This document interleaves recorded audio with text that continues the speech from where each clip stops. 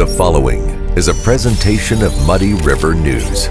We are on the record on 23 CF 170, People versus Timothy Bliefnick. Mr. Bliefnick is present in court along with his attorney, Ms. Casey Schnock. People are present by Assistant State's Attorney Josh Jones and Laura Keck. And Mr. Jones, are the people ready to present evidence today? We are, Your Honor. We have 5 witnesses for today, and then once those 5 witnesses, I think 5. Ms. Keck said 6. I'm going to double check because normally she's right and I'm wrong. Okay. 6. All right. It's 6. Okay. And defendant ready to proceed today, Ms. Schnock? Yes, Your Honor. And anything we need to discuss before we bring in the jury? Judge, the only thing I have, there is a new exhibit with regard to one of our witnesses based on how that evidence was, we anticipated it coming in, and then that changed, and now it's going to be People's Exhibit 243, which is text messages between, Facebook messages between Becky Bliefnick and Christine Mendel. Okay.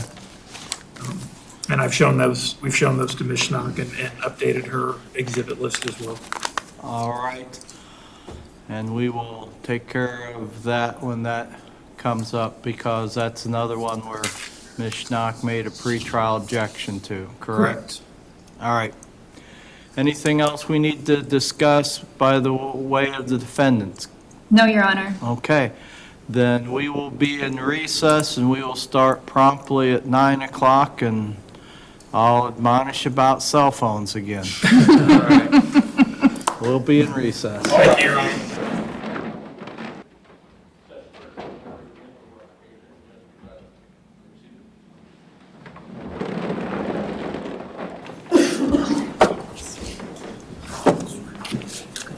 We are on the record on 23 CF 170, People versus Timothy Bliefnick. Mr. Bliefnick is present in court along with his attorney, Ms. Casey Schnock. People are present by Assistant State's Attorney Josh Jones and Laura Keck. And then, ladies and gentlemen, you are allowed to have your cell phones in the courthouse.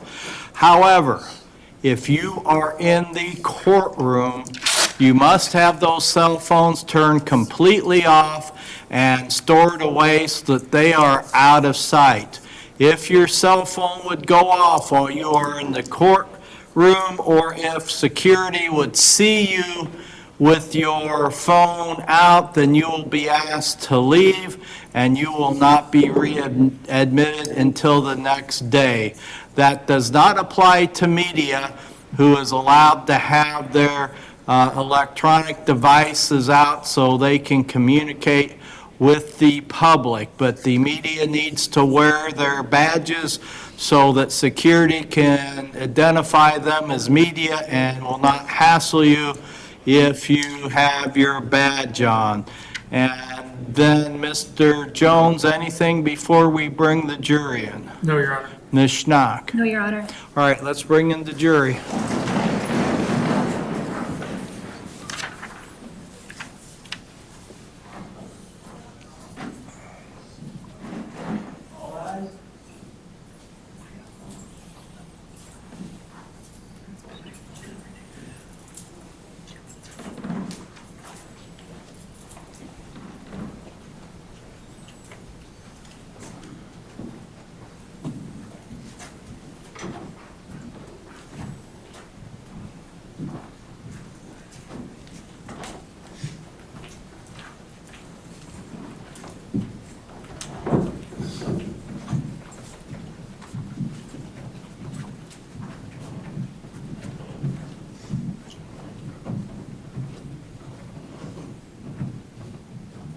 This session of court is now reconvened.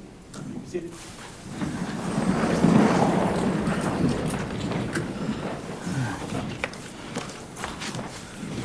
Good morning, ladies and gentlemen of the jury. I hope you all had a long, relaxing weekend, but we are continuing with the prosecution's case in chief. And Mr. Jones or Ms. Keck, do you have evidence for us today? We do, Your Honor. The people would call Christine Mandel.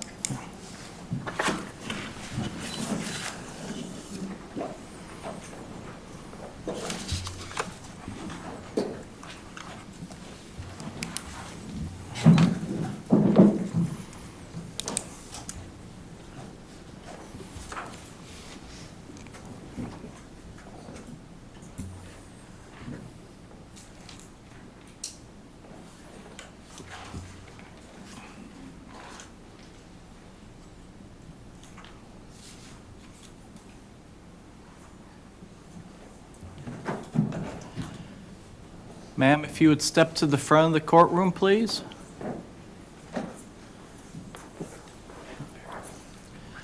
And then raise your right hand and be sworn by the clerk. You do solemnly swear that the testimony you may give in a cause now pending before this court should be the truth, the whole truth, and nothing but the truth, so help you God. I do. Okay, then if you'll come around here, please, and have a seat right here in this chair. And then kind of scoot up to the table to where you're comfortable, ma'am. And then bend that microphone up so it's in front of you and speak towards the microphone, please, okay?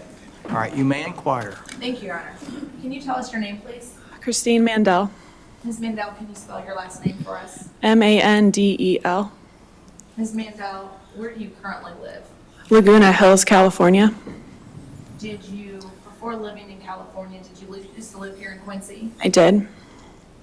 While you lived here in Quincy, did you know somebody by the name of Becky Bliefnick? Yes. Can you tell us how you knew Becky? I worked for her and with her at Q-Town CrossFit. It's now Q-Town Fitness in 2013, and we started a CrossFit Kids program together. How long did you work with her? A little under 2 years, I believe. Did you also know Tim Bliefnick? Yes. And Tim was Becky's husband, is that right? Yes. After you moved away from Quincy, did you and Becky still continue to stay in contact? Yes. Was one of the ways that you stayed in contact through Facebook? Yes. And specifically, would you talk over Facebook Messenger? Yes. When you would talk with Becky, were there things on her Facebook and when you talked to her that led you to believe it was Becky you were talking to? Yes, of course.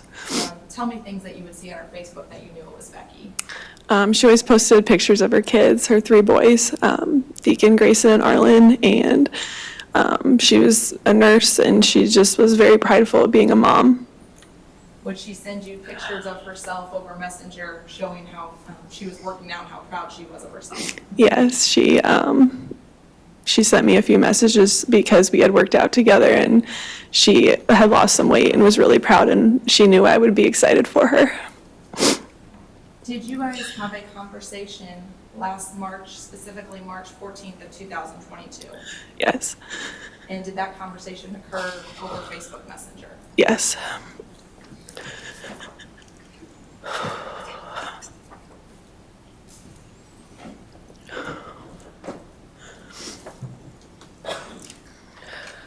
Christine, I'm going to show you, we've marked these as People's Exhibit 243. Can you look at those and tell us what that is, please? This was a conversation we had on Facebook. And specifically, was that on that March 14th of 2022 date? Yes. Your Honor, I'd ask that People's Exhibit 243 be admitted and published for the jury, please. Ms. Stock, objection? I would renew my previous objection for the record, Your Honor, and have no additional objections All right. for the record. That objection was heard pre-trial. The court overruled the objection at that time. The court reconsiders its ruling and would overrule the objection at this time. And People's Exhibit 243 will be admitted and then may be published to the jury.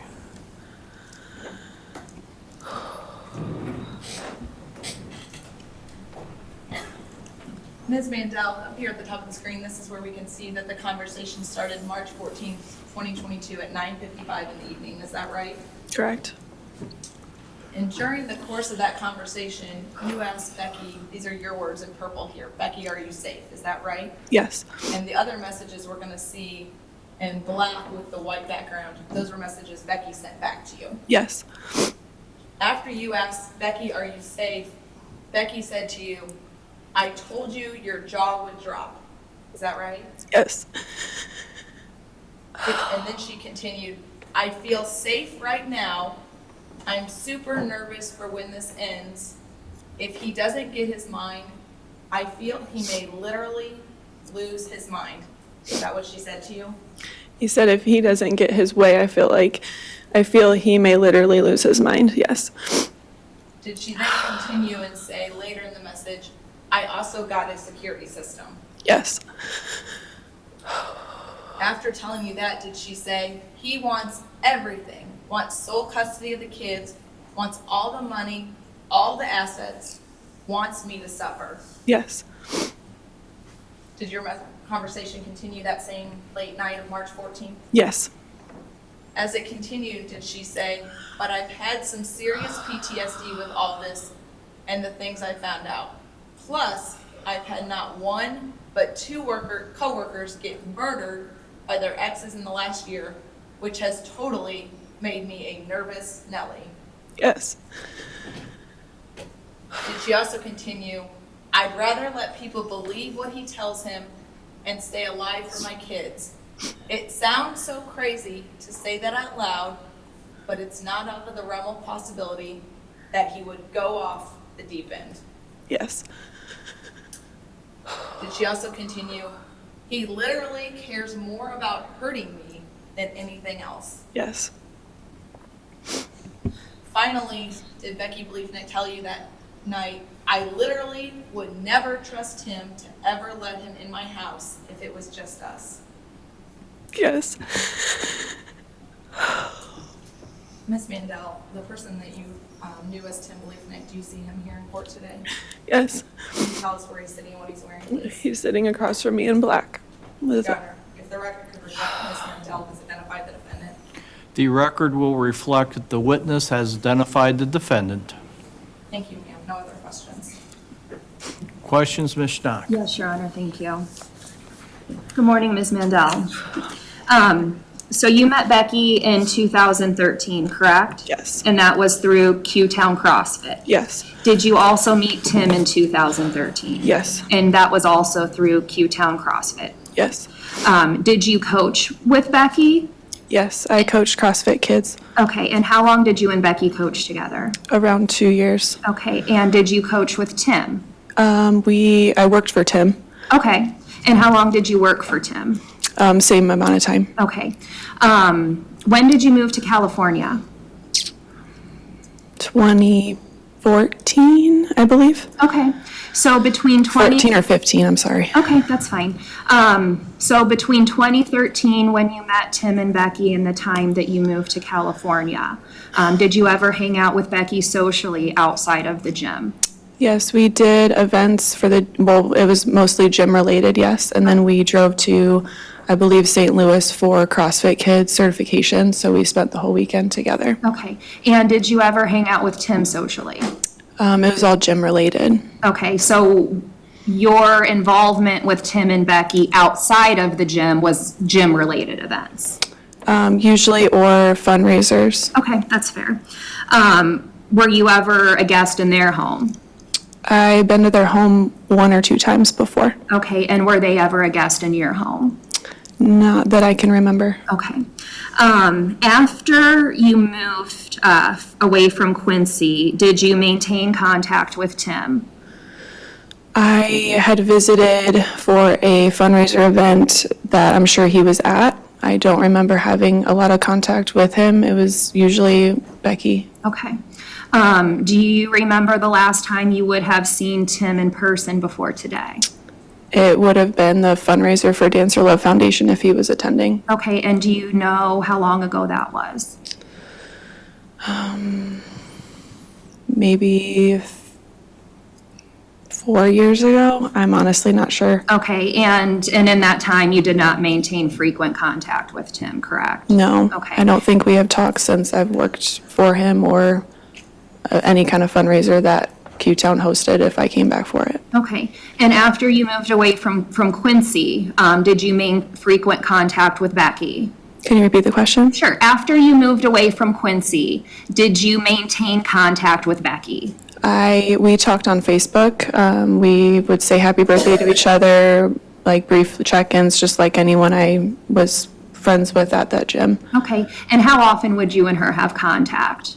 We hadn't had to contact for a while. That conversation was maybe a year after the last, like, deep conversation that we had had. Okay, thank you. So 2021, prior to March 14th of 2022, the last substantive conversation that you had with Becky would have been in 2021. That would be my rough guess, other than just small talk, catching up about things that had gone on. Sure. And then you and her had this message in March of 2022, correct? Yes. And at least in March of 2022, she was telling you that she felt safe at that time, correct? At least that's what it said in the message, correct? She said she needed a security system and that she also was fearful that Tim would do something to hurt her, so safe can mean. Ma'am, I'm just asking you what she told you in that message. And in that message, she told you in her own words that she felt safe, correct? Objection. That's not what the message said, and I think the witness answered what the message said. Ms. Dock, you wish to be heard. Yes, Your Honor, I'm asking her to confirm what the message said, and that was in March of 2022, she felt safe. The court's going to sustain the objection. That's only part of the message. The message can be referred to in full, so the answer that she gave will stand. After you had this conversation with Becky, you didn't reach out to any of her family members, correct? No, You didn't call her mom and tell her mom that Becky's in danger, correct? No, she You was. didn't call her dad and say, Becky's scared, she needs help, did you? If she would have asked me to do that, I would You have. didn't do that, did you? I did not. And she did not ask you, did she? She did not. You did not reach out to her sister and tell your sister something might be going on with Becky, correct? I did not. You did not reach out to Becky's brother-in-law and say, Becky's scared, she might need some help, did you? No. You did not reach out to any of her attorneys and say, Becky is scared of Tim, she needs help, did you? I had asked, it's not on that message, but So I you did didn't ask if ask. she You needed didn't ask help. her, you didn't reach out to her attorneys, did you? No, but I asked You if did she not needed help. tell her to go, in these messages that you just testified to, you did not tell her to go get an order of protection, did you? I asked if she had gone to the police. There's way more In these messages than messages that. that you just testified to, ma'am, you did not tell her to go to the police, did you? There was a very long conversation and not all Ma'am? of it is posted, It's a so. yes or no question. Did you I tell did. her? Objection, Your Honor, argumentative. That will be sustained. That's asked and answered. You may go on. Did you refer her to a domestic violence shelter? No.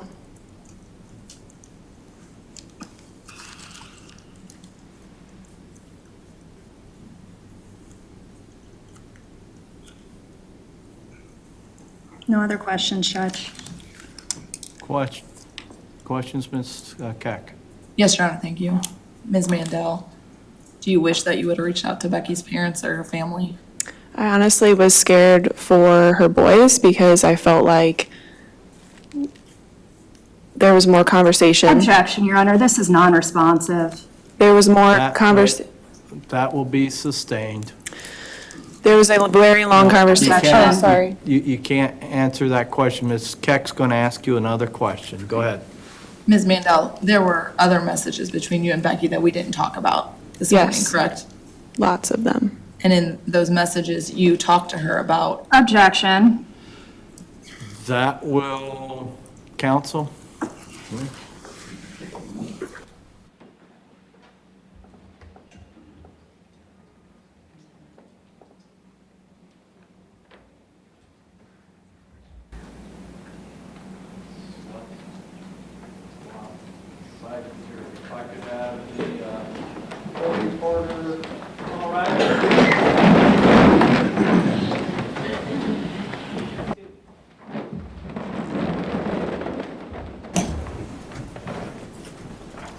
that objection is overruled. You may ask your question, Ms. Keck.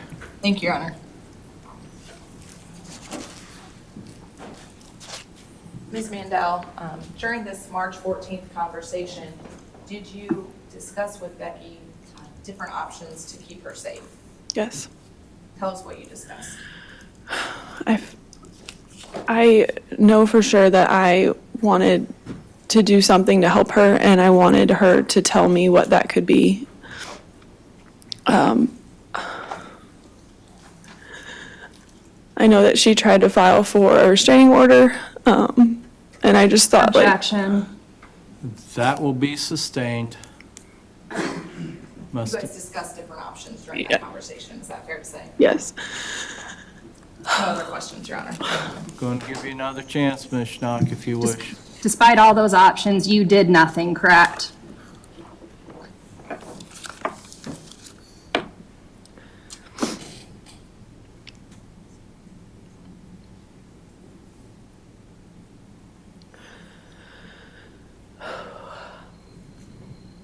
I did what I thought was right in that moment, and that was to listen.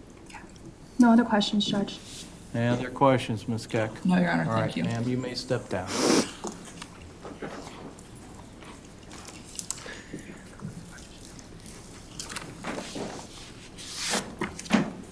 She released from her subpoena for the people? Yes, Your Honor, I'd ask that she be released. Any objection, Ms. Schnock? No. All right. You're free to go, ma'am.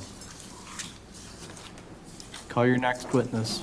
People would call Kelly Massajuski? Okay? Make sure you have her spell her last name. Maybe twice, Your Honor. No, I got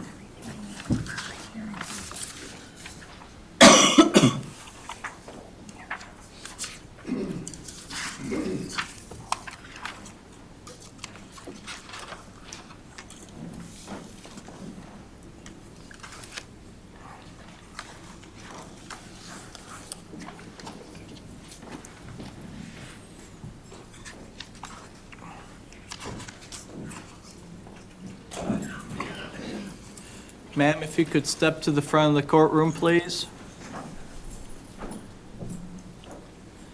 And then raise your right hand, be sworn by the clerk.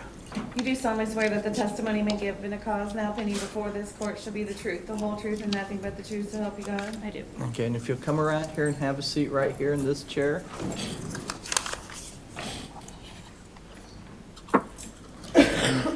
Then kind of scoot up to the table to where you're comfortable and bend the microphone in front of you, and you may inquire.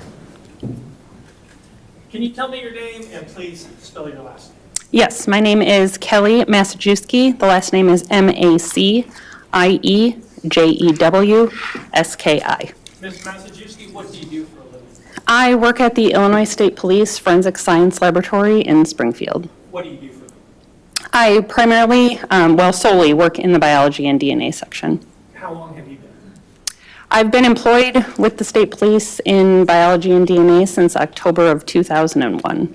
Tell me how you got that job. Was there any training you had to do before you even applied for the job?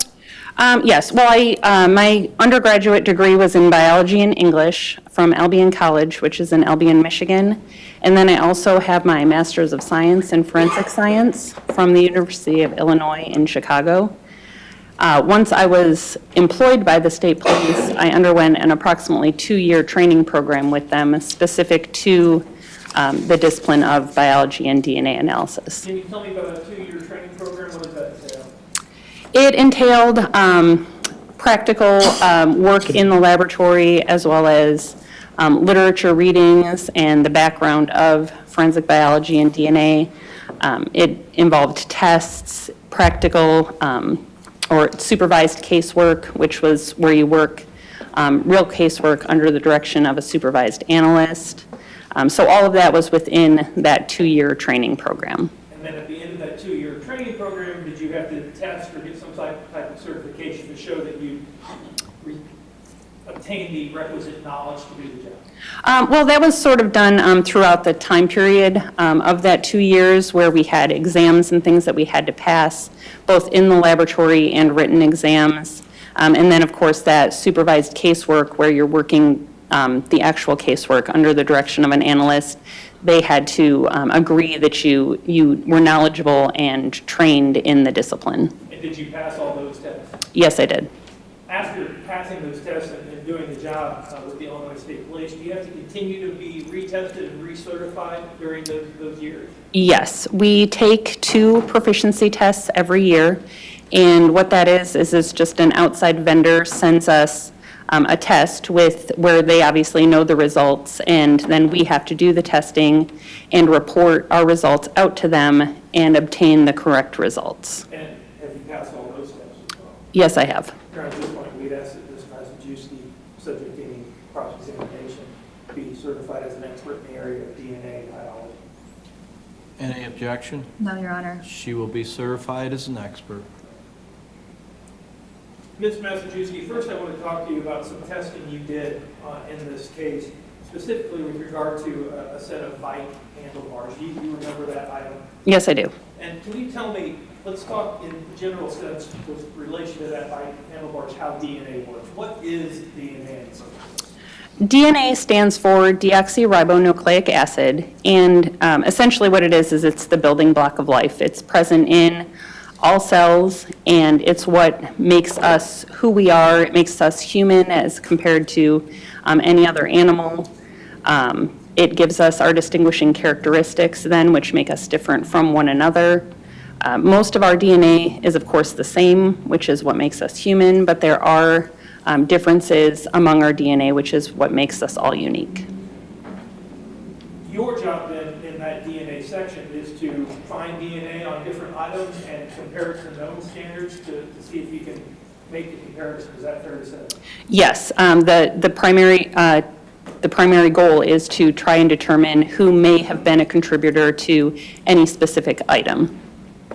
In this case, with the set of the bike handlebars, explain for me how you go about that process. What's your first step? The first step in the DNA process? Yes. The first step in the DNA process is what I tend to think of as just a washing machine for DNA. It's to remove the DNA off of the surface that it's on. So in the case of the bike handlebars, I collected a swab from those handlebars, and then I needed to perform the DNA extraction to remove the DNA from that swab and get it into a purified form. So it basically takes the DNA off of the swab, but also gets rid of all of the other cellular material so that what I'm left with is purified DNA in a tube. Once you have that purified DNA, what do you do? From that point, I would do the quantitation step, which is to determine how much DNA I was able to recover. And after you determine, why is that important, how much DNA you've recovered?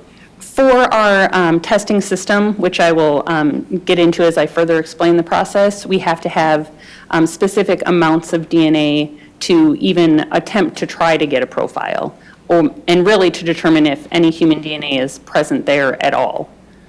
In this case, with regard to bike handles, were you able to recover any DNA? Yes, I was. And what was your next step? After you recovered the DNA, after you determined if there was enough, what did you do next? I did have a limited amount of DNA from those handlebars, in which case then I performed what's called an amplification step, which is more or less a Xerox machine for DNA. It makes millions of identical copies of the DNA that I was able to recover. And that step is necessary for the DNA profiling, which is putting on the instrumentation that we use, which generates the end product or the DNA profile. You did that in this case. After you did that, after you did the amplification process, what's the next step? From that point, then, I will take a look at the data. I will determine how many contributors there may be present from that sample. DNA is not just always from a single person. Anything that is touched or handled, DNA is left behind. So it could be from multiple people to 3 or more people. So I have to take a look at the data to determine how many contributors I believe to be present on that. And then I use a program that I input my data into, and it will sort out the contributors to that sample and give DNA types that are the possible or plausible types into that DNA sample. And what's that program called? That program is StarMix, STRMIX. Has StarMix been testified about in other cases? Yes, it has. Has been accepted in the scientific community as the best test to be using at this point for DNA testing? Yes, it's a program that's used throughout the country in order to evaluate the DNA profiles.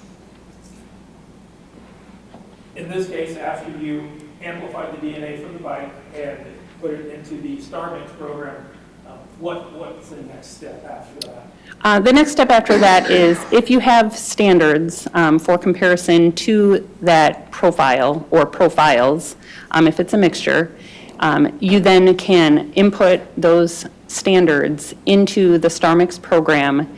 And what it does is it determines if the data is best explained by that standard or person being a contributor to the sample, or if there's more support for that person to not be a contributor or be eliminated. So it weighs whether there is, it's more likely that the person is a contributor or is not a contributor.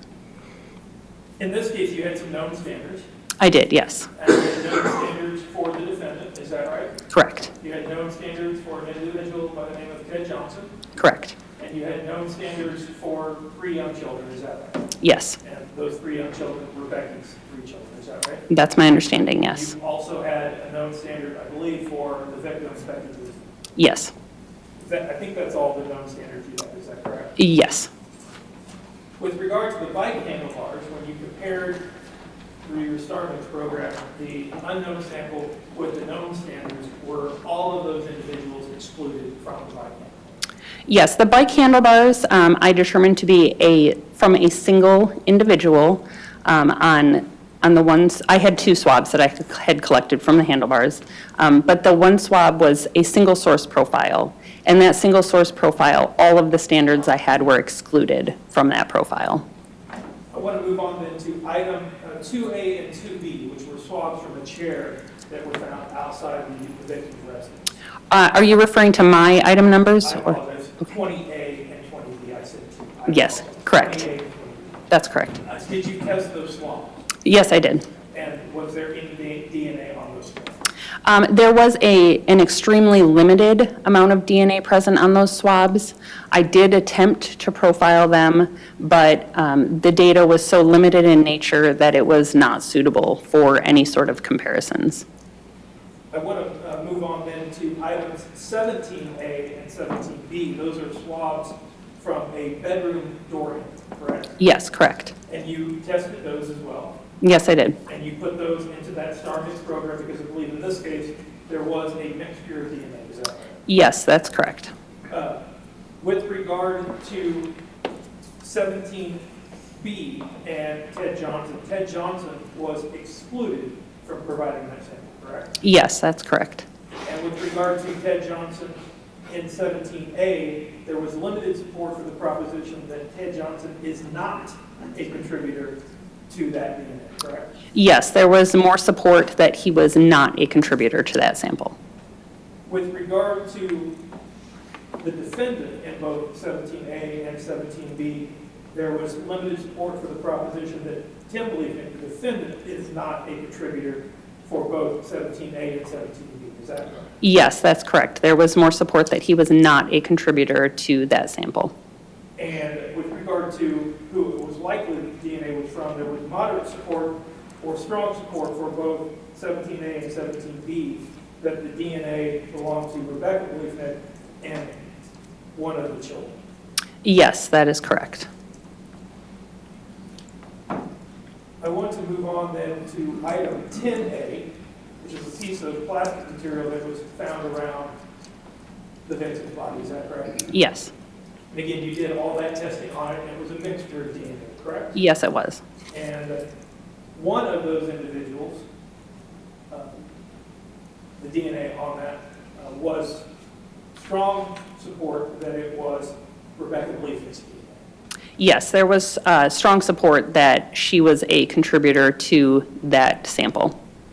You tested that sample against Ted Johnson, Correct. and in your expert opinion, there was very strong support for the proposition that Ted Johnson was not a contributor to that DNA profile. Yes, that's correct. It is more likely to be explained by it being unknown individuals as opposed to him being a contributor to that sample. In fact, it's 2.6 million times more likely, correct? Yes, that is correct. You also tested that sample against the defendant's DNA, Yes, I did. and there was limited support for the proposition that the defendant is a contributor to that DNA sample. Yes, there was more support for him being a contributor to that sample as opposed to not being a contributor. However, that support was limited in nature. In fact, it's 8 times more likely that the DNA originated from the defendant and an unknown, unrelated individual than if it came from 2 unknown, unrelated individuals. Yes, there's more support for him being a contributor to that sample as opposed to not being a contributor. I want to talk to you then about one other area of testing that you did, and that was specifically some fingernail clippings. Okay. You did some testing on some fingernail clippings, Yes, I did. specifically the fingernail clippings of the victim, Becky Lee, is that right? Correct. Now, that was a different type of testing than the StarMix, correct?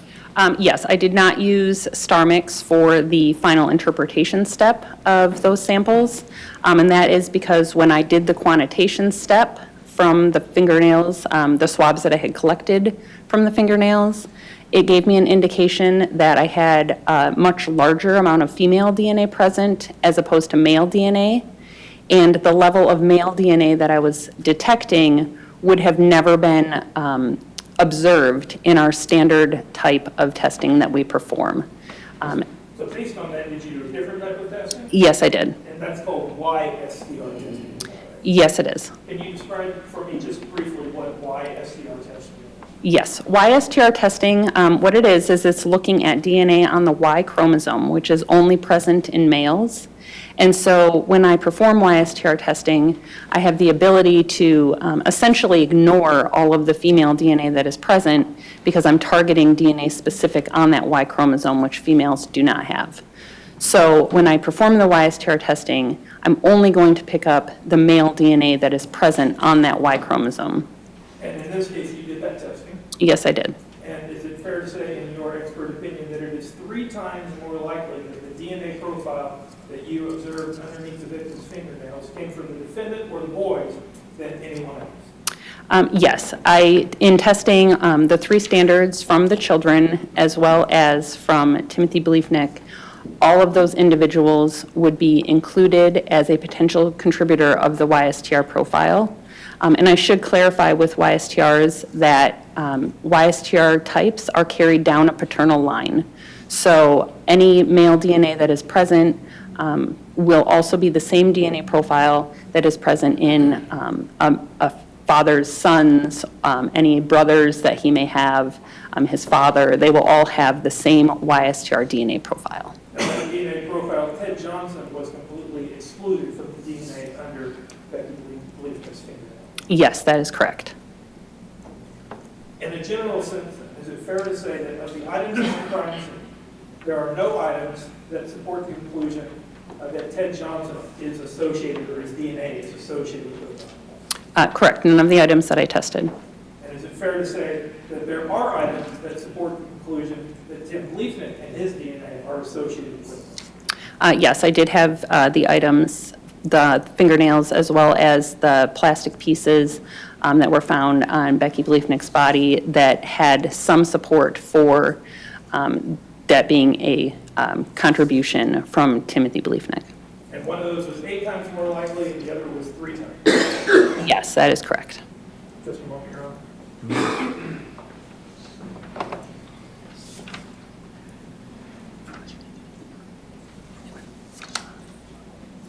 Apologize, I forgot to ask you about the item 8A, the looter casing in the hallway. Yes, That was tested for DNA as well. yes, it was. And Ted Johnson and the defendant were excluded from that. That's correct, yes. And Becky Bliefnick's DNA was found on that shell casing that was, of course, on her carpet. Yes, I had a single source DNA profile from that casing, and that was consistent with the profile of Becky Bliefnick. That's all.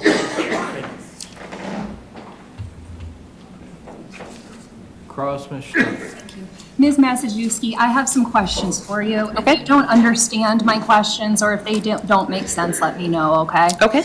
All right, so generally speaking, in your field, can DNA be transferred from one item to another? Yes. Okay, so if, say, for example, I have a bag, and I send this bag with my son to his grandparents' house, would you likely find my DNA on my son's bag? It's hard to say likely, but depending on your extent of contact with it and amount of touching, that it's definitely a possibility, yes. Okay, so again, if I pack that bag and I send that bag to Grandma and Grandpa's house, you could very well find my DNA at Grandma and Grandpa's house, even though I hadn't personally been in Grandma and Grandpa's house. Again, potentially, yes. Again, depending on the extent of where the bag was put, how it was handled, how much DNA was originally on it. There are a lot of factors, but it's a possibility, All right, yes. thank you. The first item that you talked about that you tested were bike handlebars. Yes. When you received those, were the bike handlebars attached to the bike, or had they been removed? They had been removed. Okay, and did you personally swab the bike handlebars, or did somebody else do that for you and then provided you the sample? I collected the swabs off of the handlebars. I collected one swab from the right side and then one swab from the left side. All right. And one of those samples, there was not enough DNA for you to test, correct? Yes, I did profile the sample, but there was not enough DNA. It was very limited in nature, that it was not suitable for interpretations. Okay. And then the other swab had that single source profile that did not match any of the standards that I had testified to previously. Okay. And those, through your testing, you were able to come up with one DNA profile for those bike handlebars, correct? That's correct. And Tim Bliefnick was excluded as a contributor for those bike handlebars, correct? That is correct. Okay. And during your investigation and your testing, you were unable to come up with any DNA match for those bike handlebars, correct? Yes, that is correct. You also talked about swabbing some outside chairs, and I think those would have been lab item 20 and agency number 26, correct? It was our items. I received 2 swabs. Those were not collected by me. They were collected by someone else, and the swabs were sent to our laboratory. I received 2 swabs, and I labeled them as 20A and 20B. Throughout my testing, I then combined those swabs because both were extremely limited in how much DNA was able to be obtained from them, so I combined them to try to get the best possible DNA profile. And there was nothing that you were able to come up with, correct? Yes, the DNA was still so limited in nature, it was not suitable for any comparisons. All right.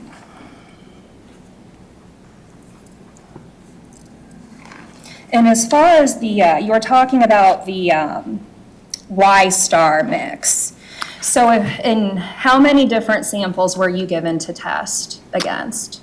In total for the entire case, may I consult my notes? Sure.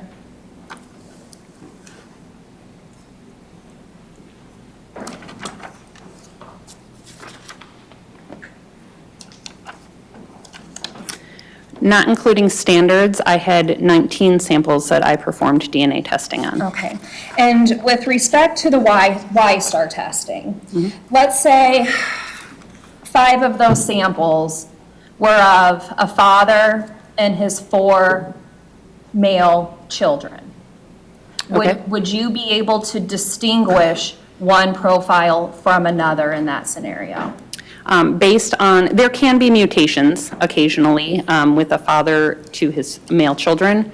However, in this case, there were no mutations for the standards that I tested, which that being of Timothy Bliefnick and his 3 male children. They all had the exact same YSTR profile. profile. Okay, and that would not be surprising, given the nature of how DNA works and the Y chromosome being attached to the male. Yes, that is Fair. correct. And so, based on the Y-star testing, you cannot tell between Tim or Arlen or Grayson, correct? Yes, that is correct. And can you tell if any of them should be excluded, or are they all included because they cannot be excluded? Are you talking from the fingernails? Yes.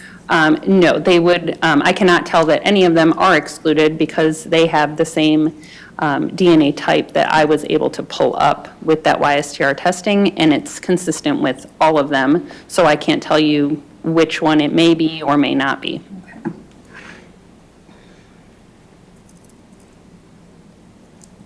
You also tested some shell casings, correct? Yes. And none of those shell casings had matched, or you were unable to pull a DNA profile from any of those shell casings that matched Tim's DNA profile, correct? Are you referring to the shell casings that were my item 1A? Yes. Yes, that is correct. I had 7 shell casings that were swabbed. They were all found in a similar location. They were swabbed all together, and I did attempt to DNA profile them. However, the DNA recovered was so limited in nature, it was not suitable to do anything further with and not suitable for comparison to any standards. Were you given any hair fibers to test against? Not to my knowledge, no. Okay. Were you given any clothing items to test against? I don't believe so. Okay. May I interject? I just recalled one item. Okay. I did receive a pair of work gloves. Okay, and there was no DNA that was recovered from those work gloves? I examined those for the presence of blood, and there was no blood found on them. I did not do anything further beyond that. Okay, and to take one step back, just to be specific, item 8A was the shell casing that you tested from Becky's home, correct? Yes, that shell casing was found separate from the others that I just spoke about that were limited in nature and not able to be compared to standards. That one was found in the hallway, and so it was swabbed separately, and that had a DNA profile that was consistent with that of Becky Bliefnick. Okay, and that, there was one DNA profile on item 8A, and you were able to exclude Tim, correct? Yes, that is correct.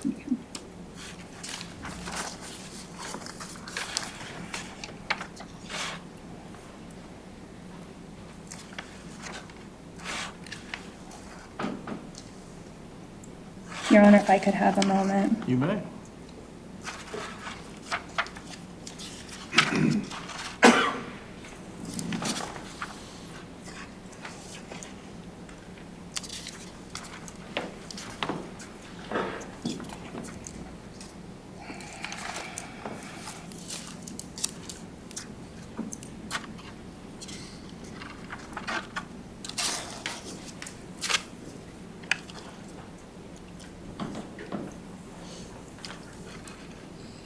Your Honor, I don't have any other questions. Redirect? No, Your Honor. All right, you may step down.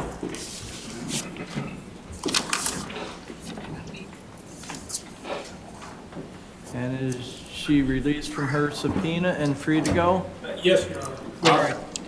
You're free to go, ma'am. She should probably wait around because I think she's writing some other lab people, so. Okay.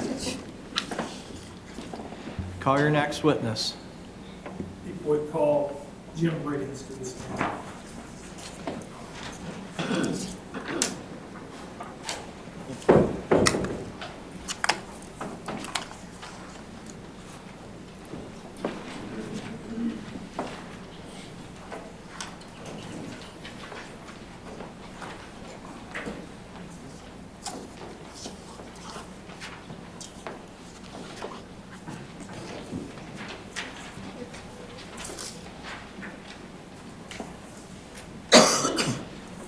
Sir, if you will step up to the front of the courtroom, please. And then raise your right hand and be sworn by the clerk. You do solemnly swear that the testimony you may give in the cause now pending before this court shall be the truth, the whole truth, and nothing but the truth, so help you God. Yes. Okay, and then if you'll come around here, please, have a seat right here. And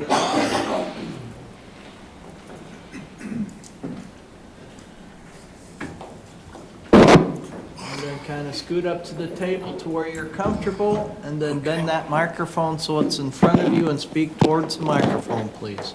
You may inquire. Can you tell me your name, please? James Riggins. And what do you do for a living, Mr. Riggins? I'm a forensic scientist, How long have you done that? 17 and a half years. Who do you work for? Illinois State Police. You've worked for them all 17 and a half years of your career? Yes, I have. Mr. Riggins, before you got the job with the Illinois State Police as a forensic scientist, did you do any training to get that job? Yes. Can you tell us briefly what that training consisted of? Well, it included 7 months of training in paint analysis, 8 months of training in glass analysis, 9 months of training in fire debris analysis, week training in physical match analysis, and also a couple days of primer gunshot residue collection. I guess I should ask you, as a forensic scientist, is there a particular area that you are tasked with doing that job? It's called trace chemistry analysis. After you did that training and got the job with the Illinois State Police, are there additional tests or certifications that you have to receive on a yearly basis to continue your employment? Yes, they're called proficiency tests. You must complete them. It's a 100%, and you're given an unknown to where you have to match it. And it has to be 100%. You miss any, you're gone. You're gone. Have you passed all those tests? Yes, I have. Every test for the last 17 and a half years? Yes, I have. Your Honor, at this point, we would ask that the witness be identified as an expert in the area of trace chemistry and lab analysis. Any objection, Ms. Schnock? No, Your Honor. He will be so certified. Mr. Riggins, I want to talk to you in a general sense then about what you do if you're given an item and asked to compare that item to determine, if it's inconclusive, a match, whatever phrases you use as a forensic scientist, okay? Yes. Can you tell us in a general sense what it is when you receive some sample or an ask to compare it? Yes, I examined it microscopically and then by way of visual acuity. Just examine the class characteristics of it, and that includes things like the color, the dimensions, size, the perforations, and then I analyze that information to propose that if there's a physical match or not. In this case, were you given some items and asked to do such a comparison? Yes, I will. When you do that examination, do you also take photographs that are to document your work in a sense? Yes, they're called record shots, yes. They're called what? Record shots. Record shots? Yes. If I could approach you with. You may. I'm going to hand you a group exhibit. Well, they're marked individually with different exhibit numbers. Ask you to take a look at those photographs and tell me when you've had a chance to review all those photographs.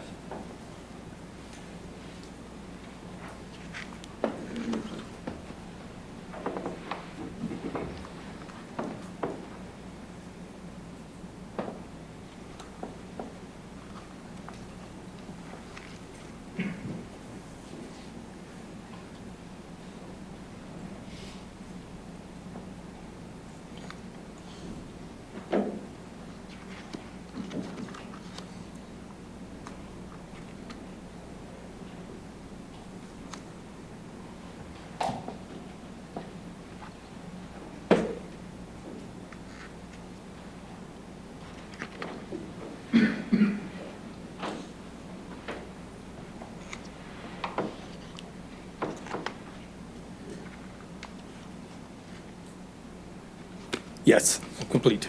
Have you had a chance to review all those? Yes, I did. Are those all photographs that you took in the process of doing that comparison? Yes, they are. The record shots that you've described to us? Correct. Your Honor, we'd ask, and they fairly show what they're intended to show. Correct, yes. Your Honor, we'd ask that People's Exhibits 135 through 143 be introduced in evidence and leaked to publish as a presentation. Any objection, Ms. Schnock? No, Your Honor. They will be admitted. If we could have 135.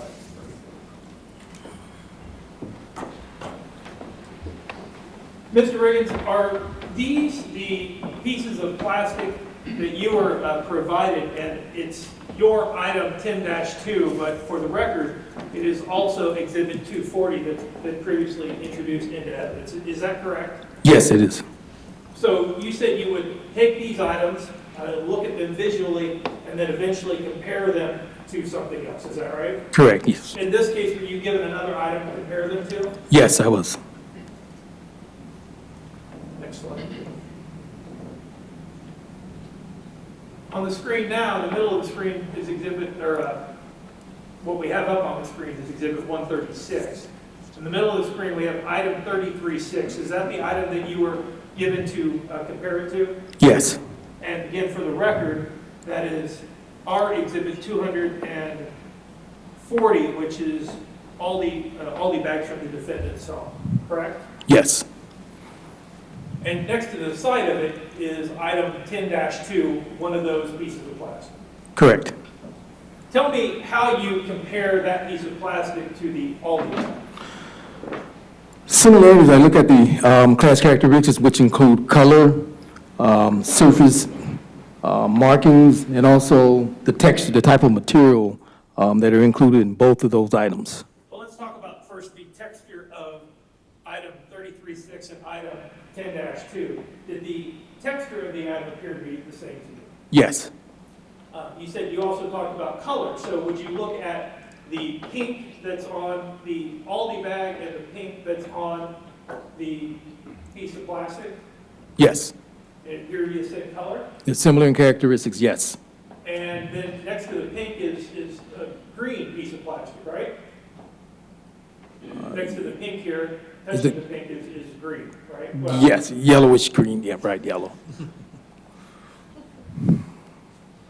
it's a color that appears to be some shade of yellowish green. Correct? Yes, yes.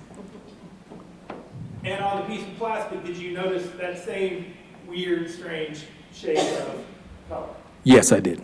And next to that, how about orange? We call that orange. Yes.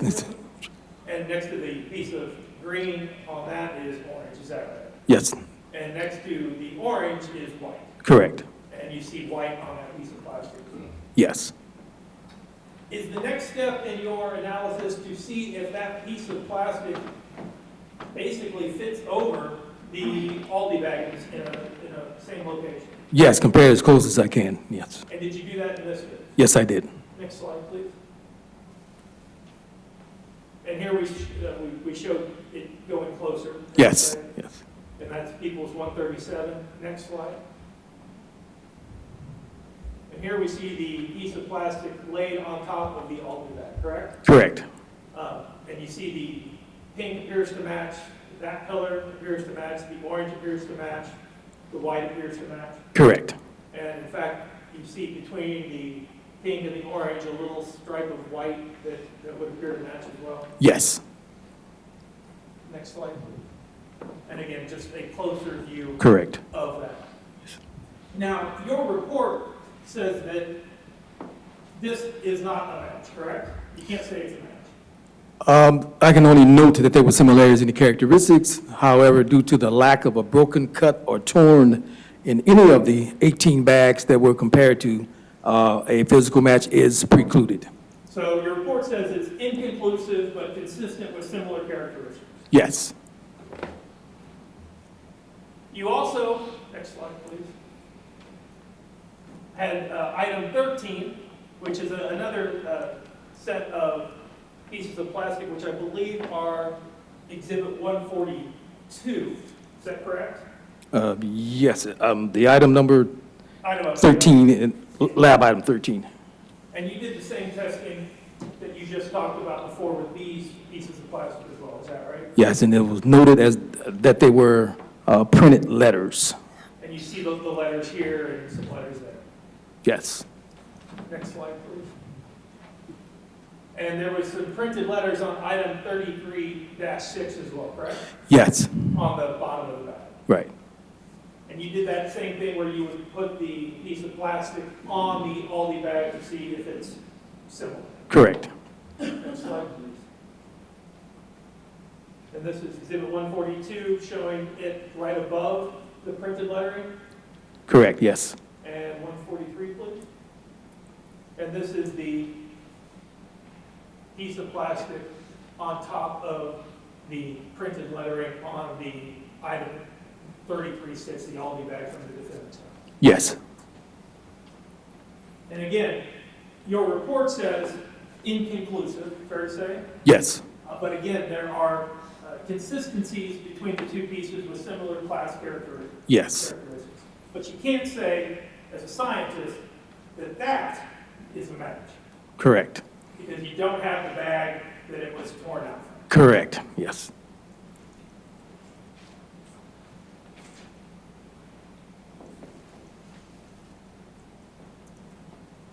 That's all the questions I have. Questions, Ms. Stein? Yes, Your Honor, thank you. Sir, in conducting your testing, you were given 18 whole grocery bags, is that fair? That is fair, yes, And then you were given partial fragments to compare that to, correct? yes, correct, And the only thing that you can tell us that there were similarities between the little pieces of plastic that you were given and the larger grocery bags that were provided, correct? correct, yes, And you cannot say with scientific certainty that they are a match, correct? correct, that's correct, And you cannot tell us where the bags came from, correct? correct, You can't tell us where they were produced, correct? correct, You can't tell us how old they are, correct? correct, The only thing that you can tell us is that those 18 bags looked similar to the plastic pieces, but you can't say with scientific certainty that there's any correlation or that there's a match between those two, correct? that is correct, not a match. No other questions, Judge? Any redirect? No, Your Honor. All right, you may step down. And is he related to Ms. subpoena? Yes, Your Honor. Any objection, Ms. Stein? No. All right. Free to go, sir. Thank you.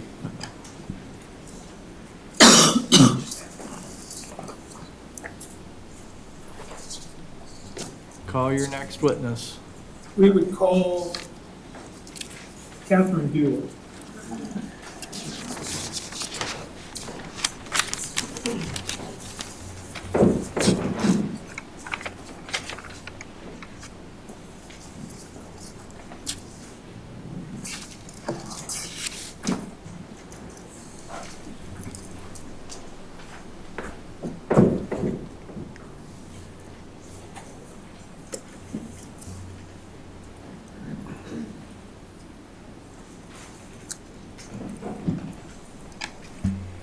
Ma'am, if you could step up to the front of the courtroom, please.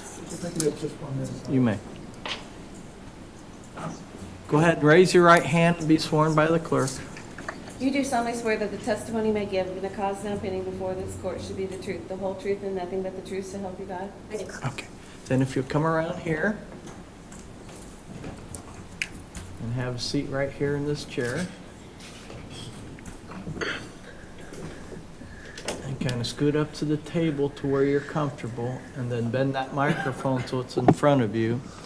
And then in just a minute, when we're ready, we're going to have you speak towards the microphone, okay?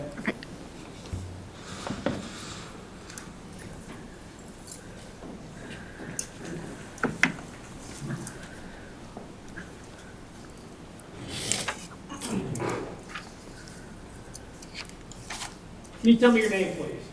My name is Catherine Doolin, and it's spelled Kathryn. Doolin is Doolin. What do you do for a living? I'm a forensic scientist at the Illinois State Police. What type of forensic science do you specifically practice, or is there a particular area that you're responsible for? I'm a forensic scientist specializing in firearms, tool marks, tire track, and footwear analysis. Ms. Doolin, how did you get that job? Was there any specialized training you had to do? I graduated from the University of Missouri-Columbia with a Bachelor in Science in 2013 and a minor in psychology. And is when I was trained by the Illinois State Police during my employment for the specialized fields. How long was that training? For firearms, it was an 18-month modular-based program. For tool marks, it was 6 months, and for footwear and tire track, it was 8 months. And in that program, are there required testing that you have to complete in order to pass that program? Yes, there are. And did you pass all those tests? Yes, I did. Since you've been working for the Illinois State Police, and how long have you been working for them? I've been working since February of 2018. 15. Since you've been working for them for about the last 8 years, are there continuing testing that you have to do on a yearly basis in order to show proficiency in keeping it up? Yes, we have yearly proficiency tests that I'm required to pass. And those are 100%, you have to pass that with a 100% score or you're gone. Correct. And you've done that every year, right? Yes, I have. Your Honor, we would ask that the witness be identified as an expert in the area of tool marks and shoe prints. Any objection, Ms. Schnock? No, Your Honor. She will be so certified as an expert. Ms. Newland, in this case, I want to start with a shoe print that you were provided, okay? Okay, And you were in fact provided a shoe print. We've seen some pictures of that. Is that right? that's correct. When you were provided with that shoe print, did you make any notice anything about it? I received a piece of carpet with a left partial footwear impression on it. Well, when you say partial, what does that mean when you say partial shoe print? That the shoe print was not complete, that it did not go from toe to heel and was not complete. It only showed the toe in the arch area. Because of that, because you did not have a complete heel, is it limited in what you can do? Yes, it is. So, for example, if I ask you to tell me what size that shoe print was, can you do that? I cannot. Can you even give us a range of what size it could be? I cannot give a size based on a shoe print or an outsole itself due to different shoes having various outsole sizes, and different manufacturers can have a different size. Say Adidas can have the same size, size 13 versus a work boot could be a different size 13. So is it fair to say that different manufacturers could have different sizes? So an Adidas 13 might not be the same as a Nike 13. That's correct. And an Adidas outsole on a size 13 might be bigger or smaller than a work boot outsole, the bottom of the shoe. That's correct. In fact, it's more correct to call it a shoe print than a footprint. Is that fair to say? That's correct. You can't tell us how that shoe print got there? No, I cannot. You can't tell us anything about that shoe print at this point other than that it's a partial shoe print. That's correct. In this case, you were given a pair of shoes to compare that shoe print with. Yes, I was. You're able to do that even with just the partial print. Is that fair to say? Yes, I'm able to make test impressions of the shoes and compare them directly to the impression that was left on the carpet. The shoes that you were given, you were able to eliminate them? Yes, I was. So the shoes that you were given did not make that shoe print? No, they did not. Now, you're not able to say that the defendant didn't make those shoe prints. Objection. Just not that the shoes didn't make them. Objection. Stop, Mr. Jones. What's, It's argumentative. that will be sustained. Rephrase your question, Mr. Jones. You're only able to tell us that the shoes that you were given didn't make the shoe. That's correct. Even if you had the shoes, you couldn't tell us who wore the shoes. That's correct. I want to move on then to the area of tool marks. Can you tell us how, in general, tool marks are compared to tools? So when a tool is submitted to the lab, I make test marks of the tool and compare the test marks that I make and compare them to the unknown or suspect tool marks that are left at the scene under a comparison microscope, and look for microscopic reproduction agreement of the detail within the marks to determine if that tool made those tool marks left at the scene. So in layman's terms, you take the tool that you're provided, you try to make a tool mark that's similar to the tool mark that you have, and then you compare the two microscopically and see if there's similarities. Yes, I do. When you're given a particular tool and do that, can you describe for me the difficulty in making a similar tool mark? Yes, so tool marks is a little different because the angle at which the tool was used, the pressure at which the tool was used, the material in which the tool marks were made, all affect how the reproduction of that tool mark is made. So it is difficult to reproduce exactly the circumstances that were at the scene versus at the crime lab. In other words, in order to compare the tool marks and get what we'll refer to as a match, you have to exactly duplicate the manner in which the tool was used to make those marks? Yes, in the area that the tool comes in contact with the surface at the scene has to be the exact location in order to get that replication. So you have to use the same angle, Correct? the same pressure, Correct? the same force, Correct? the same manner that it's used in, That's correct, as well as the same materials. and the same material. Mhm. In this case, were you given a window that had some tool marks on it? Yes, I was. And in fact, you were given at one point a multi-tool from the defendant's car, is that right? That's correct. That you were able to exclude from making those same marks. Yes, I was. You were also given a crowbar, correct? Yes, I was. And Ms. Doolin, when you did the comparison, do you take those record shots that we heard Mr. Riggins testify about? I do take record shots for each case that I work. And you took some record shots in this case, is that right? Yes, I did. I'm going to hand you what's been marked as People's Exhibits 178 to 184. I'm going to ask you to look at those.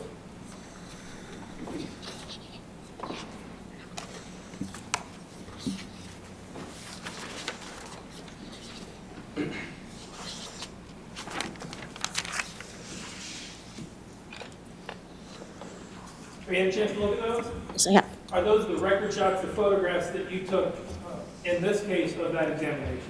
Yes, they were. Your Honor, we'd ask that People's 178 through 184 be admitted into evidence. Any objection, Ms. Schnock? No, Your Honor. They will be admitted. You have the first slide, please.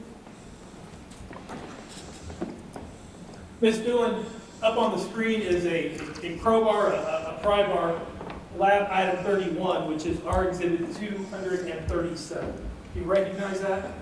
Yes, I do. Is that the crowbar, the pry bar that you used in testing? Yes, it was. Next slide, please. Now on the screen is exhibit 179. Is that the same pry bar but flipped over on the other side? Yes, it is. Next slide, please. Here we have a close-up of what you call working edges A and B. Can you tell me what that means, working edges? Yes, so this is the area on the pry bar of interest that I used to make the test marks to compare to the unknown tool marks. And equals 181. And that's working edges C and D, is that right? Yeah, so that's just the opposite side of A and B. Moving on to equals 182. What are we looking at here? So this is a record shot of one of the tool marks that was recorded on the window that was submitted to the lab. And you told us that you used that crowbar, working edges A and B, to try to recreate these tool marks. Yes, I did. And when you did that, you then looked at both under a microscope and compared them. Yes, I compared them on the comparison microscope. When you compared the tool marks that you made and the tool marks in 54-1, did you notice similarities and consistencies between the two tool marks? Yes, I did. Can you explain for us then, if you notice these consistencies and these similarities between the tool mark that you made with the crowbar in the defendant's basement and the tool marks here, why your report says inconclusive? I went inconclusive between the pry bar and the tool marks on the window because there was not enough detail in the microscopic detail in the tool mark between this unknown tool mark and the test marks I made to make a complete identification. But again, you notice similarities and consistencies between the two. Correct. People's 183. Again, just a close-up of that tool mark that had the similarities and consistencies with the tool mark that you made, That's correct. and People's 184. Just another angle of that same thing. Yes.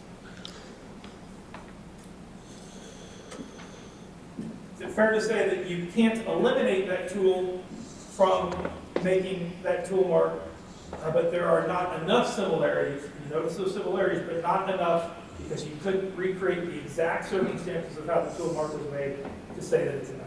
That's correct. That's all the questions I have. Cross, Ms. Schnock. Ms. Doolin, I have a few questions for you, okay? So bear with me. When you're doing testing, whether it's in this case or any other case, you put your findings into a report, correct? That's correct. Okay. And in those reports, you tell us what you tested and what your findings are, correct? That's correct. And you did that in this case with respect to the footwear impression as well as the pry bar marks, correct? That's correct. And I want to first talk about the footwear impressions, okay? You were given one left shoe that was a size 13 Reebok CrossFit athletic shoe, correct? Correct. And you were also given a right Reebok CrossFit athletic shoe that was a size 13, correct? Correct. You were not given any other shoes to test, correct? No, I was not. And you were not given any photographs of any other shoes to compare or test against, correct? No, I did not. Okay. And in your testing, you were able to eliminate both the left and right shoe, correct? That's correct. And that was put into a report, correct? Correct. Your Honor, may I approach? You may. Ms.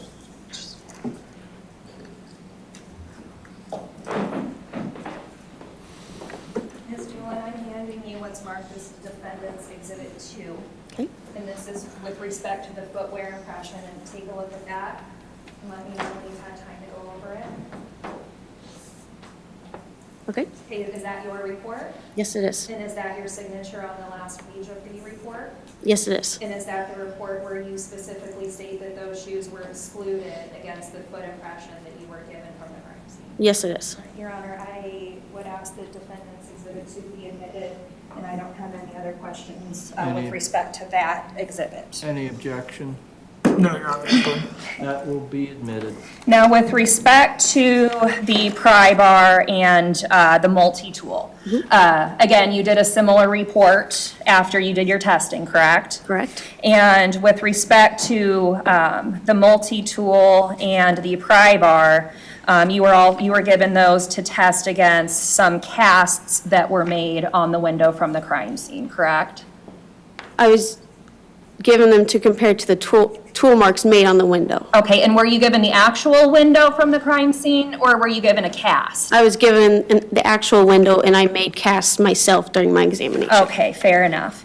And during your testing, you were able to eliminate completely the multi-tool, I guess, if that's what you want to call it, correct? That's correct. And you cannot say with scientific certainty whether or not the crowbar made those marks, correct? That's correct. And your report indicated that those findings were inconclusive, fair? It's fair. So you can't say with scientific certainty one way or another whether that tool made those marks, correct? Correct. I'm handing you what's marked as Defendant's Exhibit 3.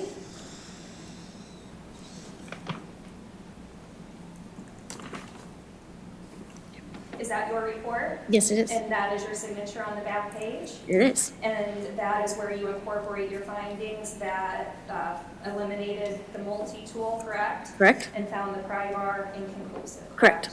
I would ask the Defendant's Exhibit 3 be admitted, Your Honor, and do not have any other questions. Any objection? No, Your Honor. Okay, number 3 will be admitted.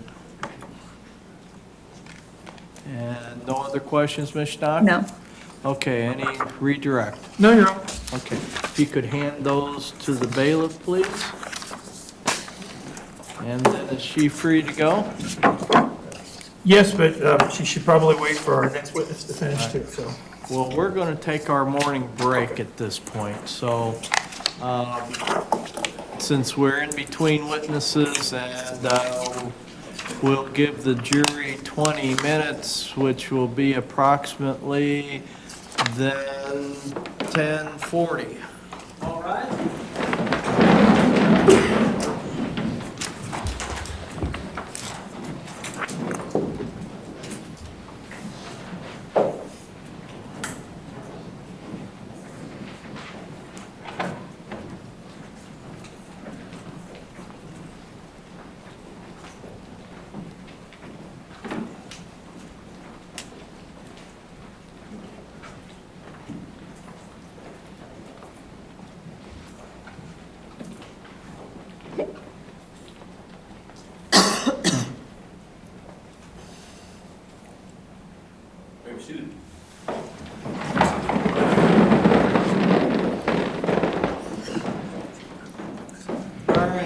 Mr. Jones, you have 3 more witnesses or 2 more witnesses? Yes, Ms. Keck. 2. All right, and then are you going to be finished this morning, or are we going to have one this afternoon? So here's where we are, Your Honor. Our next witness is Vicki Reels, the firearms expert. I would anticipate her going 20 to 30 minutes. Okay. So at that point, I'm figuring we're at 11:15 or so. Our problem is the next witness, Nick Eddy, is our last witness. He's going to be a while. All right. So- Let's leave him till this afternoon. All right, and then we'll give the jury that. And then I've told defense they don't need to have any witnesses until tomorrow anyway. So then we'll have several things to take care of, which have to be done outside the jury. So if we wait till Mr. Eddy till this afternoon, then we'll still leave us time to do those things outside the presence of the jury, and we'll just have the jury come back in tomorrow morning. Any problem with that, Mr. Jones? Not at all, Your Honor. Any problem with that, Ms. Schnock? No, Your Honor. All right. We will be in recess, and we'll be back at 10:40. All right.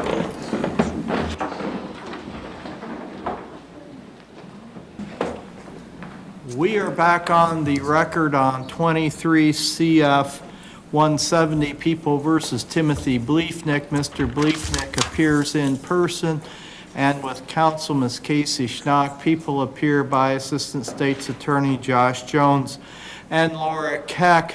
And Mr. Jones, anything before we bring in the jury? No, Your Honor. Ms. Schnock? No, Your Honor. All right, let's bring in the jury. All rise.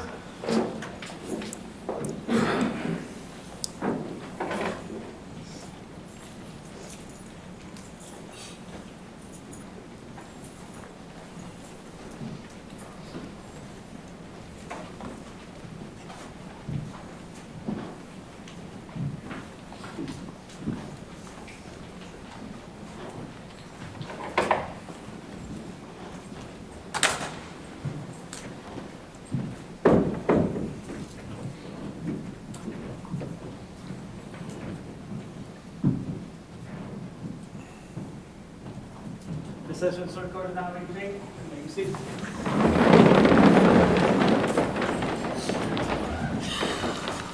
Mr. Jones, call your next witness. People call Vicki Reels.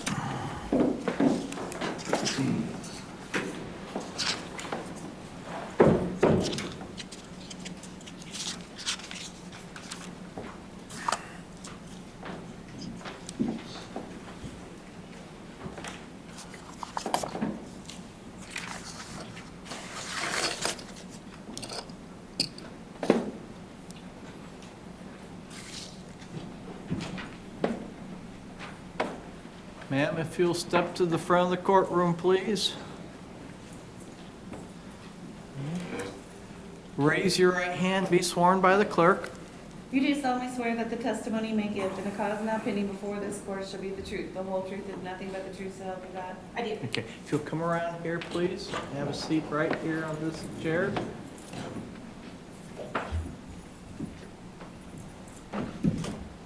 Okay, and kind of scoot up to the table to where you're comfortable and bend that microphone so it's in front of you and speak towards the microphone, please. Okay. You may inquire. Can you tell me your name, please? Vicki Reels. And Ms. Reels, what do you do for a living? I am a forensic scientist that specializes in firearms, footwear, and tire track examinations. Do you do that for the Illinois State Police? I do. How long have you done that for? I was hired in June of 1997. 26 years? 26? Yeah, Makes us so old, doesn't it? yeah. Ms. Reels, tell me how you got that job with the Illinois State Police. Did you have to do some specialized training before you got the job? Well, I have a degree in biology from Illinois State University, and then once hired by the Illinois State Police, you go through specialized training depending on what discipline you're being hired into. So I participated in a formal training program with the Illinois State Police.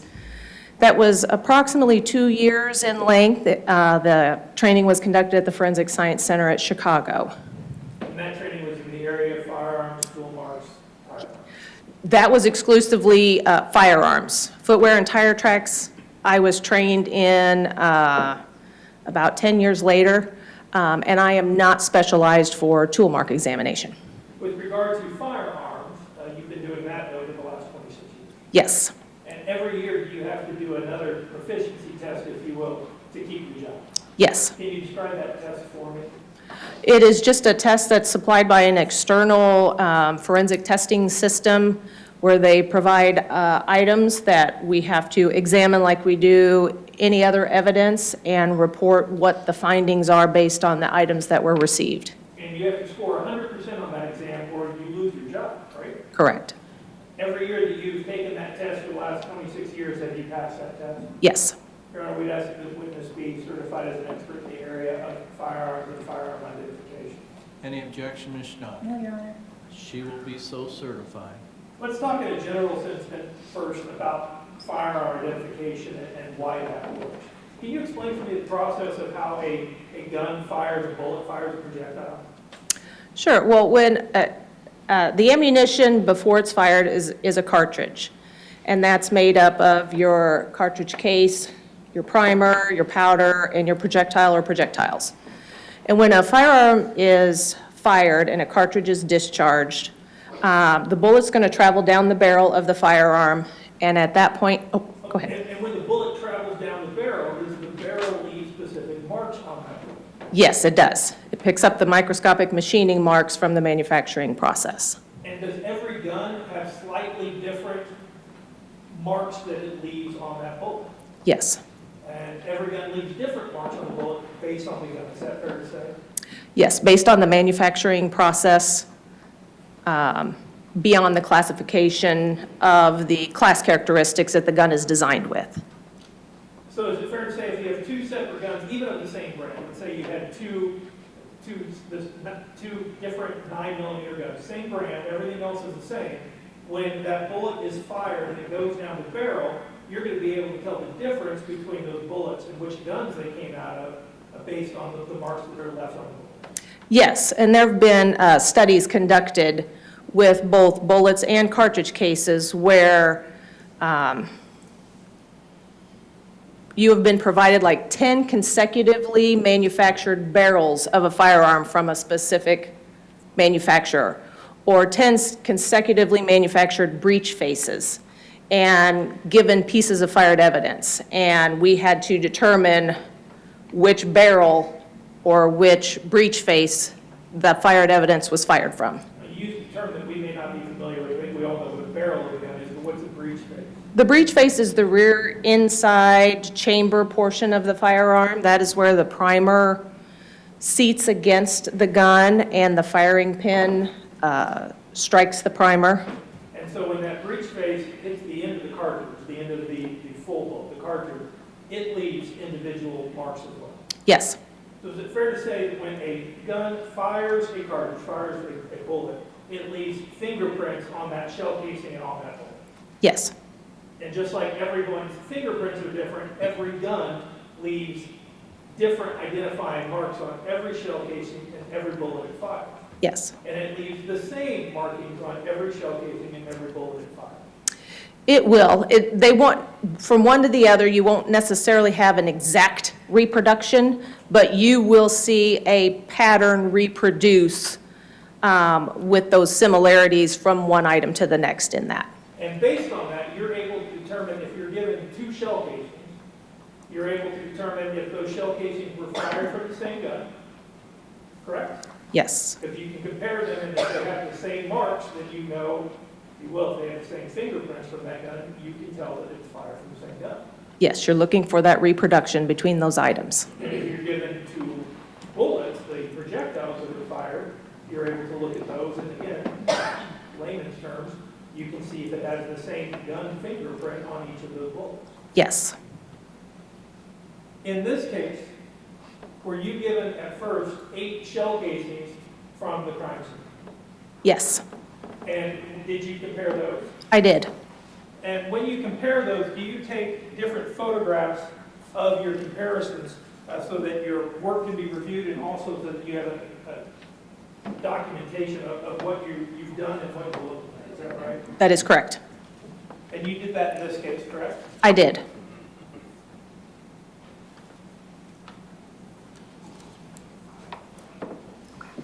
Approach the witness. You may. I'm going to hand you what's been marked as people's 185 through 189. Can you tell me if you have a chance to look at those?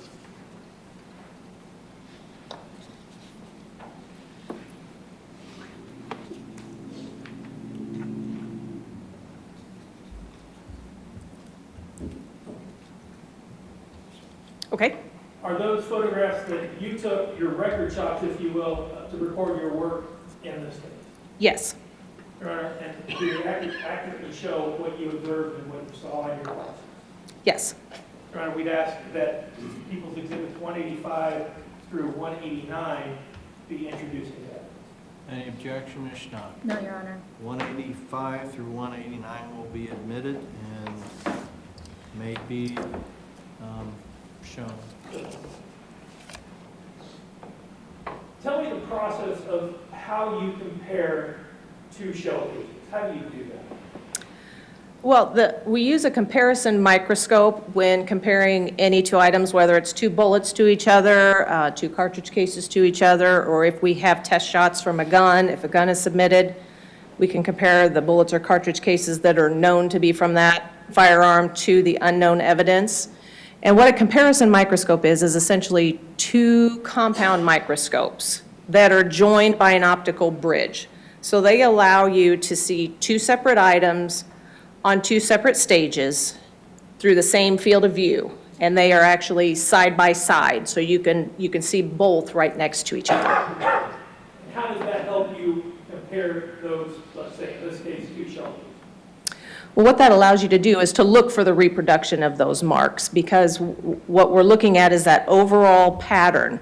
So that's the length, the width, the depth, and the spatial relationship between the marks that are left on these items. And so it allows you to move across the surface of those two items and evaluate from one side to the other if those marks continue to reproduce between the two. And in your record shots, the photographs that you take, you use that comparison microscope to take those photographs. Yes. We have the first slide. So at the top of the screen, we see that we have item 1 on the right and item 2 on the left. Is that correct? That's correct. And at the bottom, it says black index at 6 o'clock. Can you explain that for me? That is just how we mark items, so that if another examiner or anyone else wants to take a look at this, they can put the two items up and phase them similar in order to go back and find the same areas that I'm looking at. So the black index at 6 o'clock actually is not visible within these two images. It is on the head stamp area of the cartridge case. So it is on the actual cartridge case itself, just not visible within the image. The black dot or black index at 6 o'clock, basically, so you can line up those two shell casings. Yes. In the same Phasing. phasing. And magnification here is 40x, so that's 40 times what you can see with the naked eye. Yeah, it just says that both of those, that's the level of magnification I have in order to see that detail that's shown there. So here we have item 2 on the left, item 1 on the right. These are 2 of the 8 shell casings that were recovered from the scene, correct? Correct. And tell us what we're looking at here, Ms. Rios.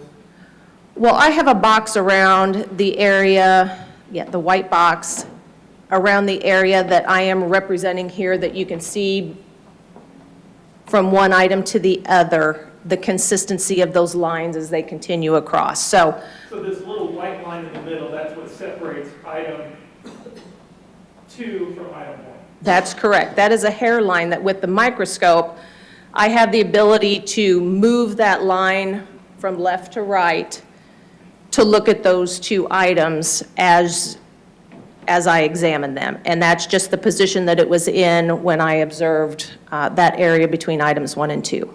And do you continue this examination, basically move this white line across the face or the back of that cartridge casing so that you can continue to see if there's more consistencies as you go forward. Yes, I do that with each of the items. We go to People's 186. Is this just showing, again, the same thing? You're moving that Hairline. hairline from left to right and comparing the mark. Yes, that's correct. That's actually the firing pin area that I have marked there. So that's the piece that actually strikes the primer and ignites the powder within the cartridge that burns and allows the projectile to travel down the barrel. And People's 187. And again, is this, again, we're just moving that hairline a little further to the right, and again, you're comparing the marks on where the firing pin is. Yes, And again, all of these are item 1 and item 2, and it's 6 o'clock magnification for you. correct. You did the same comparison on all 8 of those shell cases.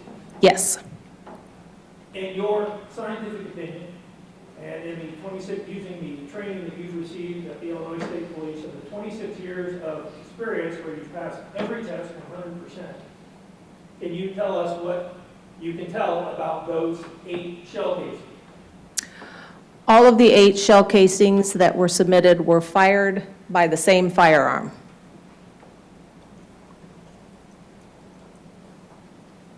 I want to move on then to the bullets, the projectiles that were recovered at the scene, okay? And from Becky Bliefnick's spot. I want to talk about those. Those were lab items 16, 18, 23, 24, and 25. 16 and 18 were recovered at the scene. 23, 24, and 25 were removed during the autopsy from Becky's body, correct? That's my understanding.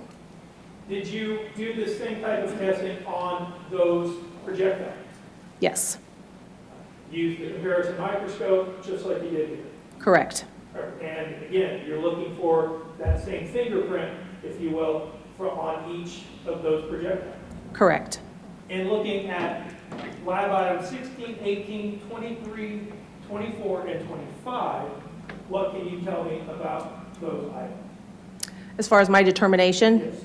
that those items were all identified as being fired by the same firearm. I want to talk about the shell casings at the scene and the bullets at the scene, okay? And specifically the bullets at the scene. In looking at those bullets and the markings, the rifling that are on the bullets as they've been fired, can you tell us what the rifling is and what that means? Well, the rifling, they're helical grooves that are manufactured in the barrel of a firearm, and the purpose of those is to stabilize the projectile in flight, similar to putting a spin on a bullet or on a football when you throw it. It's going to stabilize it so that it doesn't tumble. So rifling has that purpose, but manufacturers can design rifling differently in that the twist that they may put into the barrel could twist to the left, or it may twist to the right, the spin to the left, spin to the right. The number of lands and grooves designed. There, when you say lands and grooves, you have to tell us what that means. Sure. That's just the raised and lowered portions in the barrel that actually create the rifling. So you want to have a different depth to those pieces so that it will bite into the bullet and force the spin on it. And manufacturers can choose to vary in the number of lands and grooves that they use, and the actual width or the dimensions of those can vary. And based on the number of lands and grooves and the right or left twist, are you able to eliminate or include certain firearms as firing that particular bullet? Yes, And did we ask you to do that in this case as well? yes, And in doing that, did you determine that both a CZ and a Ruger could fire, could have the same characteristics, lands and grooves, right or left twist, as the bullets that were removed from Becky's body and that were found at the scene? those were manufacturers that were included in the list when I entered all of the information regarding the rifling and the measurements, yes. And to be fair, there were other firearms that would also have those same characteristics. Yes, But 2 of them were CZ and a Ruger. yes, You were also given a from the defendant's house to test firearms and compare, is that right? I was given a firearm, yes. And did you do that testing? I did. When we say that, is it fair to say you basically fire that firearm, collect the bullet, collect the shell casing, and compare it just like you have here with you? Yes. The firearm that was found in the defendant's house was excluded from shooting the bullet or the shell casings that were recovered at the scene, is that right? The firearm I examined was not the firearm used for the, for an identification. Yes, correct. Now, you were also given 54 shell casings that were recovered in the defendant's basement, I did have additional cartridge cases, yes. and there were 54, is that right? Yes, 27 of them you were able to come up with a match, is that fair to say? yes, I did. Let's talk about those 27 shell casings. You compared those 27 shell casings to each other. Correct. So you compared the 27 as a group, just like you have here, with the comparison microscope and the hairline, and looking for those specific fingerprints from a gun, right? Correct. What did you find as it relates to those 27 shell casings that were found in the defendant's basement? I determined that the 27 cartridge cases were identified as being fired by the same firearm. So those 27 shell casings that you recovered were all fired by the same By a firearm. single firearm, yes. By one firearm, those 27 all fired by one single intact firearm. Correct.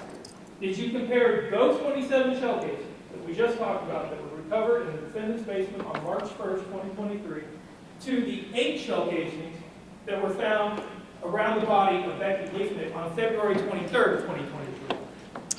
I did a comparison of those, yes. Next slide. And here are we looking at one of the photographs from that comparison. Yes, So we have item 1 on the left, that's one of the 8 shell casings that were found around Becky's body. that's correct. And item 32-1 on the right, that was one of the shell casings that was found in the defendant's basement, correct? That was a part of the 54 cartridge cases, yes. And again, magnification 40 times, index black dot at 6 o'clock. You've explained to us that's just so you can orientate those shell casings to the same position. Correct.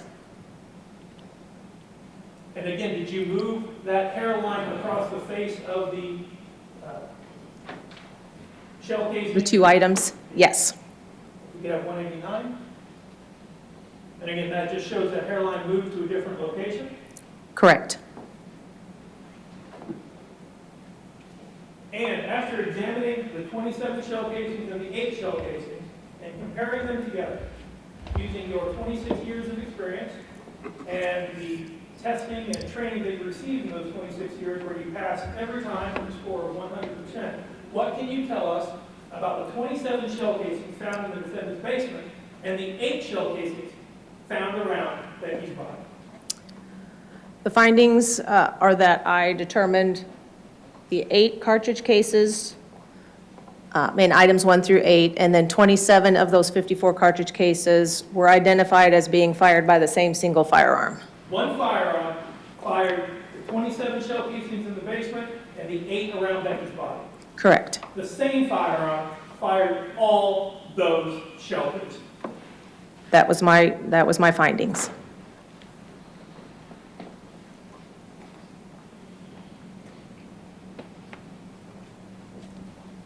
Thank you.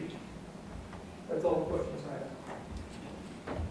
Crossman Schnuck. Yes, thank you. Ma'am, I have some questions for you this morning, okay? Sure. Bear with me. If you don't understand my question, just let me know. I ask bad questions a lot. So let's get into it. So in your particular line of work, when you're comparing projectiles or shell casings, you use a really sophisticated microscope, correct? Yes. And your findings are not based on something that a computer program told us or that a specific algorithm told you, correct? That's correct. This is based off of what you see under your microscope, correct? Yes. Okay, And so- based on my training and experience. Absolutely. Yes. So in an area, in a field like yours, where there's human interpretation, it's also subject to human error. Is that a fair statement? It is a subjective, opinion-based science. So two people can look at the same under the same microscope and have two differing opinions. Is that fair? Someone could have a different opinion. All right, so, and in your testimony with Mr. Jones, when you are doing these comparisons, I believe that you said that you look for similarities because there is no exact reproduction when a bullet is fired out of a gun. Is that fair? Yes. So you look for similarities and you look for consistencies, You're looking correct? for that overall pattern to reproduce. It's not a line counting situation. It's not that we have a number of points that we have to look for an identification. There's no minimum amount required. It is truly just the pattern of the spatial relationship of those elements, the depth, the width, the height, that we're looking at, realizing that these are three-dimensional objects that we're looking at. And when you did your specific comparisons in this case, you compared the 8 shell casings that were found at the crime scene against each other, correct? Yes. So you compared 1 to 2 and 1 to 3 and 1 to 4 and so on and so forth? It can vary. Typically, we have a standard, and I might have that either item 1 or item 2 was used as a standard. Sometimes I will use a couple. So it's not that every time I'm going to use the same one because, again, what it is looking for that reproduction between those two items. So in this case, and I'm looking at agency items 3 through 10, which would be lab items 1 through 8, which would be the 9mm Luger-fired cartridge cases, okay? Yes. Were all 8 of those compared against each other individually? Yes. Okay. And then were each of those 8 cartridge cases compared against all of the cartridge cases that were submitted to you from Tim's house individually? No. Okay. So did you take specific cartridge cases from items 1 through 8 and then compare them to random items with respect to items 32-1 through 32-54? Yes, because as it was explained before, I looked at 1 through 8 to each other, determined they were fired by the same firearm. So now at this point, I have a single source among those 8. Then of the others, in the 27 that were identified to the same source, at that point then, all I need to do is take one from the one group and compare it to one from the other because the findings of those two groups independently had already been determined. So is it entirely possible that there would be similarities in item 6 that may not be found in item 3210? I don't know that I understand your question. Sure. So you did not compare all 8 casings to all 27 casings, correct?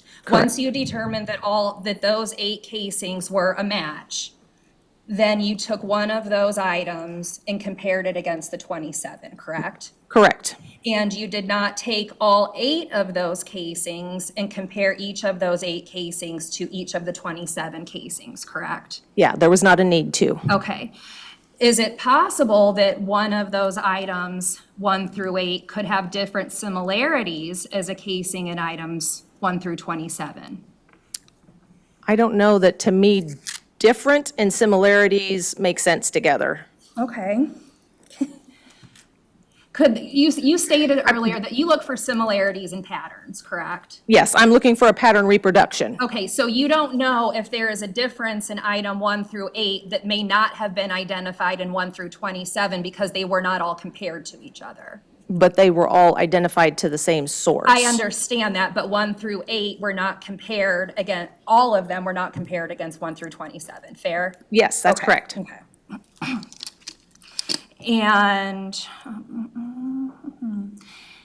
And when Mr. Jones was asking you about the type of gun that these could have been fired from, he asked you about a Luger and a CZ, but there were also several other types of firearms that could be included as firing this type, or making these types of marks, correct? having the same class characteristics. You know, it could be a Browning, it Yes, could be a Beretta, yes, any other type of gun with similar rifling characteristics, correct? correct. But you were not provided a weapon in this matter that you could say fired any of these bullets or shell casings, correct? I did not make any identifications to the firearm that was provided. Okay, and the only thing that you could tell us is potentially what type of firearm fired these, but not which exact gun, correct? That's correct. Okay, and you certainly can't tell us that the gun you were given was the one that shot these bullets and shell casings, correct? Correct. Okay, and when you're doing the land and groove comparisons, do you need to have the weapon that fired those in order to confirm the comparisons with respect to the projectiles? No, And is that the same with respect to the casings? yes. And would the casings and the projectiles have the same types of markings, or would they be different? Meaning in just how a bullet marks and a cartridge case, or between the two items? Correct. They will mark different because a bullet is actually traveling down the barrel, picking up marks as it moves from one end down to the muzzle end, where the cartridge case itself, is picking up an impressed mark.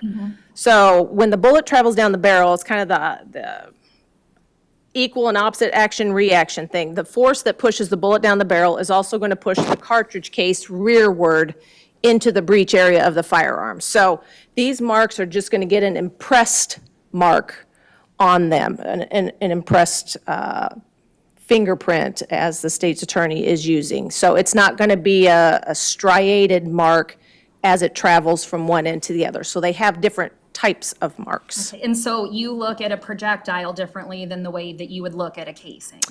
I look at it the same, doing a side-by-side comparison. It's just a different type of mark. It's a striation versus an impressed mark. So what you're looking for is different, in a sense? I'm still looking for a You're reproduction. looking for a reproduction, but there wouldn't be an exact reproduction? Correct. Okay. And when you're looking for these reproductions and you're looking for these patterns, this is something that you're looking for and not a program or an algorithm? That's correct. No other questions, Judge? Redirect. Just a couple questions. Ma'am, after you do the testing and issue your opinion, there's a peer review process, correct? Yes, So your findings have to be confirmed by other people in the lab. that's correct. Any identification that is, before an identification can be reported out, it has to be confirmed by another examiner.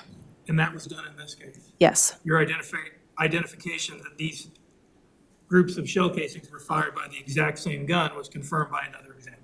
that was their opinion also, yes.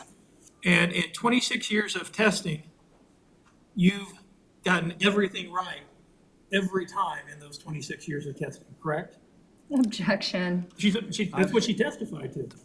That On the would be proficiency referral. That's what tests, I'm saying. Now, on the proficiency test, you got 100% every time for 26 years. yes.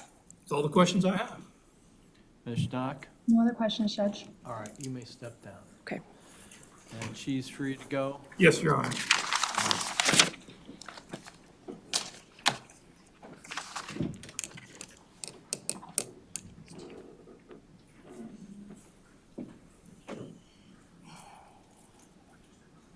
Counsel, step up.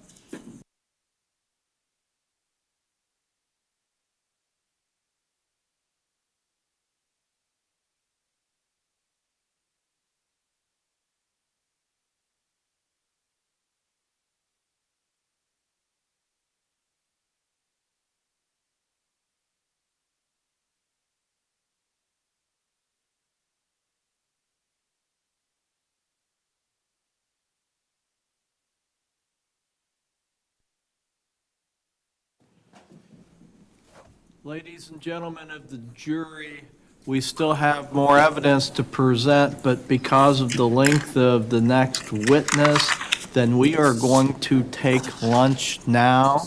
And what I'd ask is you'll have till 12:45 for your lunch, and then we will try and start at 12:45, all right? So we will be adjourned. All right.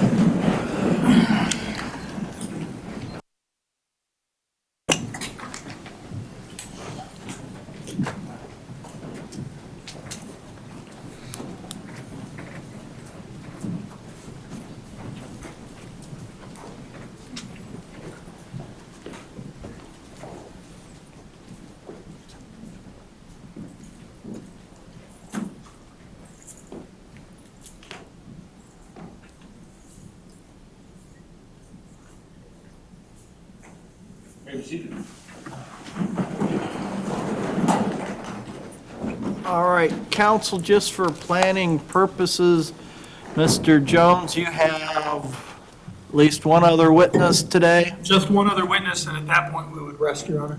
Okay, and if we get done with him, we'll have things to discuss outside the presence of the jury. So once you rest, then I will release the jury for the day. And then are you going to need some time before we argue or meet, or what do you think, Ms. Schnock? Are you going to want a couple minutes after, or a little bit after they rest? Maybe 10 minutes, Oh, okay, just, not much. just a little Yeah. time, okay. Yeah. All right, so why don't we do that then? We told the jury 12:45, so let's be back here ready to go by then. We'll do the state's witness, then the state will rest. I will dismiss the jury for the day, and then we can, then we'll take a short break, and then we can argue our the upcoming motion, and then I will then go into, for the first time, whether or not the defendant's going to testify. Do you want to kind of look at jury instructions then this afternoon? Yeah, We could do that, Your Honor. I don't think jury instructions are going to take much time in this, Your Okay. Honor. Based on the preliminary instructions I've been given and the evidence that has come out so far, I don't anticipate many changes at all. Okay. All right, then let's do that. Then we will break for lunch. We'll be in recess. Muddy River News. Our home, our news.